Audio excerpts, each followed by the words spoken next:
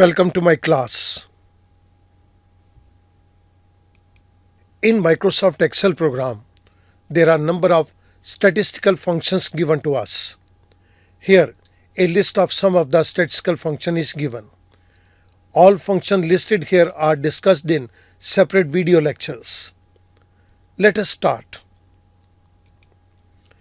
इस particular video lecture के अंदर हम बात करेंगे एवरेज डेविएशन फंक्शन की. This is part 8. इस पर्टिकुलर वीडियो लेक्चर के अंदर हम मीन डेविएशन या एवरेज डेविएशन इनको कैलकुलेट करेंगे फ्रॉम मीडियन से. आइएगा शुरुआत करते हैं. इस पर्टिकुलर केस के अंदर हम कंप्यूट करेंगे mean deviation from median which is in continuous frequency distribution. एक कॉन्टिन्यूस फ्रीक्वेंसी डिस्ट्रीब्यूशन दिया गया है, वहाँ पर हम मीडियन को कैलकुलेट करेंगे, मीडियन से हम मीन डेविएशन को कैलकुलेट करेंगे. आइएगा शुरुआत करते हैं. और सिंप्लिसिटी से मैंने एक स्ट्रक्चर को ऑलरेडी डिज़ाइन कर लिया so that we do not waste our time. मेरे पास यहाँ पर फर्स्ट कॉलम के अंदर लोअर लिमिट और सेकंड कॉलम के अंदर अपर लिमिट दी गई है. मैं इसको टेकअप कर रहा हूँ. आर्बिट्रेरी बेसिस के ऊपर मैं लोअर लिमिट और अपर लिमिट को टेकअप कर रहा हूँ. 50 and 100, 100 and 150. It means there is a class interval of 50.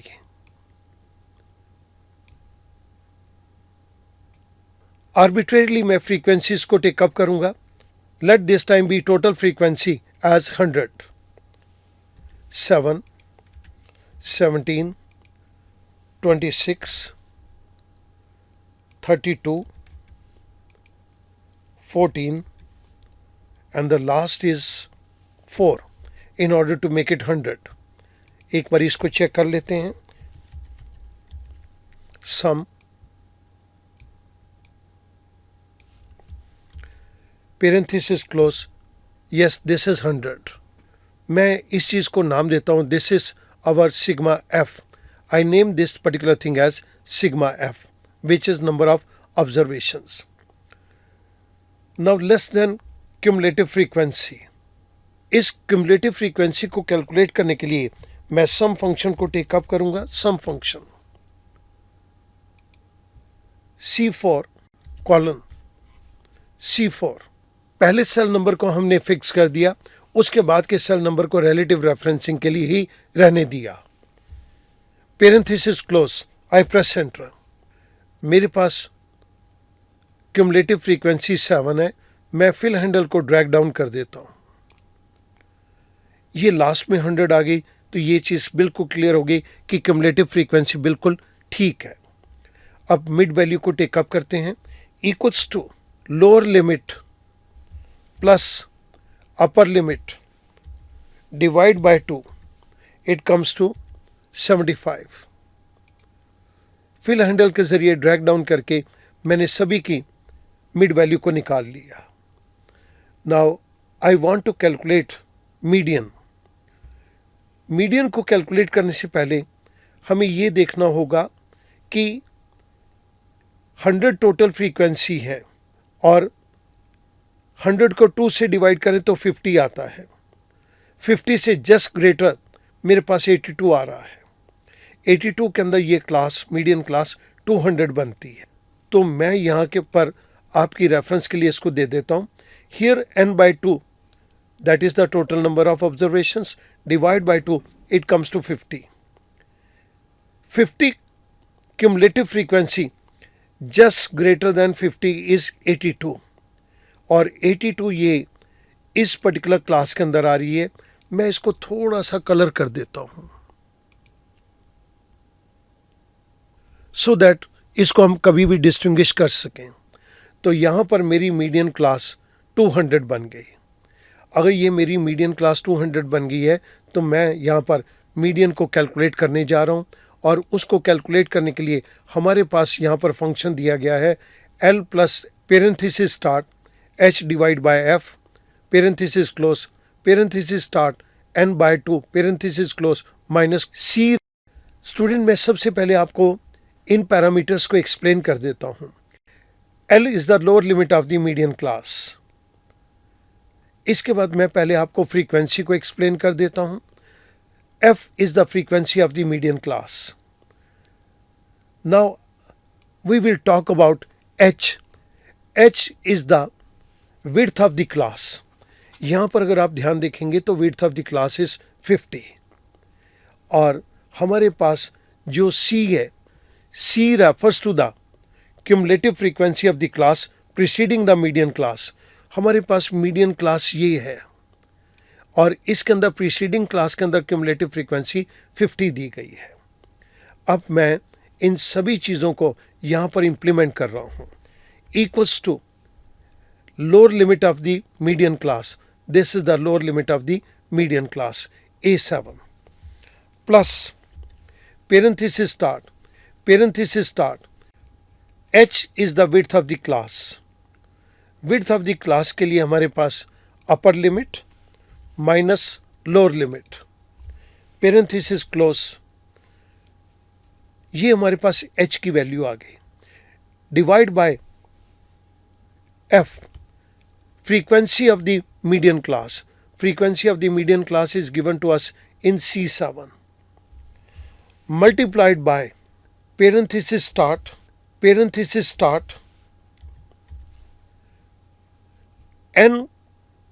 n is number of observations, C10 divide by 2, parenthesis close, minus C is the cumulative frequency of the class preceding the median class. Median class से पहले वाली class की जो cumulative frequency है हमें उसको take up करना है. That is given to us in D6.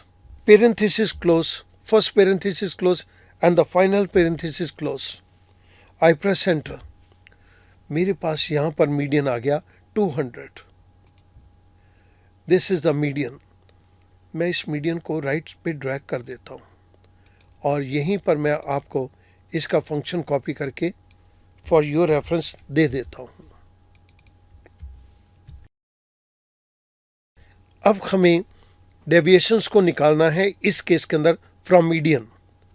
इस पर्टिकुलर सेल के अंदर जहां पर मुझे डेविएशंस को टेकअप करना है मैंने इक्वल टू का साइन लगाया. इक्वल टू के साइन के बाद x minus this is the median. क्योंकि इसकी रेफरेंस चेंज नहीं होनी चाहिए मीडियन की, मैं F4 को प्रेस कर रहा हूं, इसको एब्सोल्यूट कर दिया.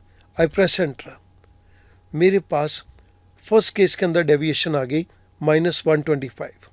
मैंने इसको नीचे ड्रैग डाउन कर दिया. मुझे इन नेगेटिव वैल्यूज़ को पॉजिटिव के अंदर कन्वर्ट करना है तो स्टैट के अंदर हम 2 बार्स लगा देते हैं, लेकिन एक्सेल के अंदर हम एब्सोल्यूट फंक्शन को टेकअप करेंगे जो कि माइनस सिंबल को यहाँ से हटा देगा. मैंने एब्सोल्यूट फंक्शन के अंदर आर्गुमेंट दे दिया F4, पेरेंथेसिस क्लोज. आई प्रेस एंटर. मेरे पास ये नेगेटिव वैल्यू पॉजिटिव के अंदर कन्वर्ट होके आ गई. मैंने फिल हैंडल के जरिए ड्रैग डाउन कर दिया. Now this is the absolute deviation. I have to multiply frequency with the absolute deviation. तो यहाँ पर equals to this is the frequency multiplied by absolute deviation G4. I press enter. I got the value of FD. अगर मैं यहाँ पर इसका सम करूँगा तो ये मेरे पास वैल्यू आ जाएगी sigma FD equals to some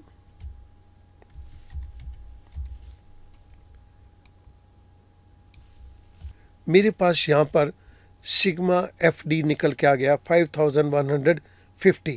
but student इसको ध्यान देंगे ये वैल्यू हमारे पास आई है फ्रॉम मीडियन.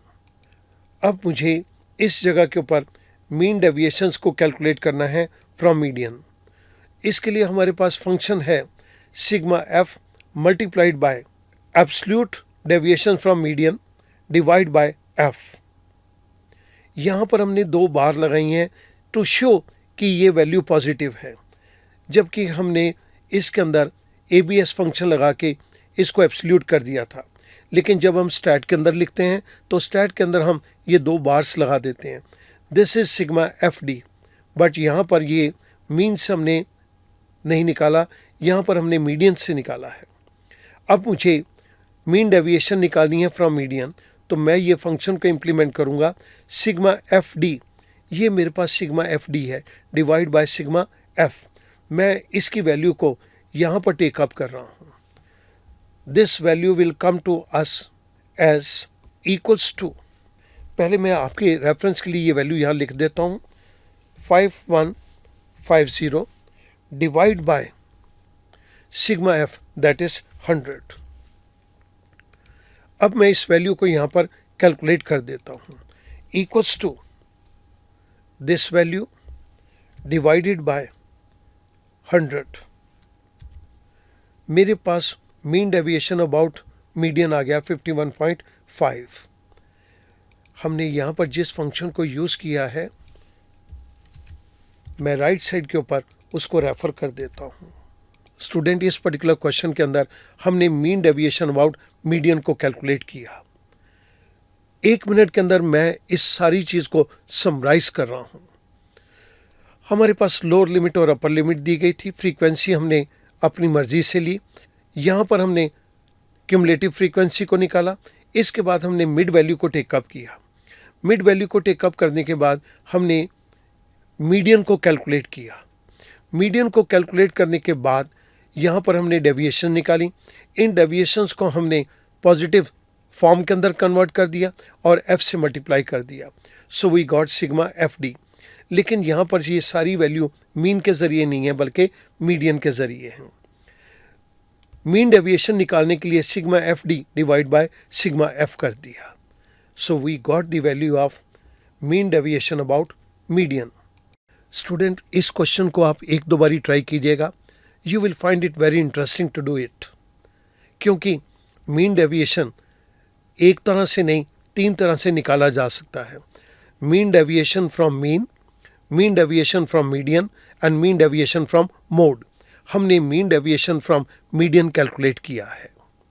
आई होप कि ये क्वेश्चन अब आपको बहुत क्लियर हो जाना चाहिए। Thank you very much.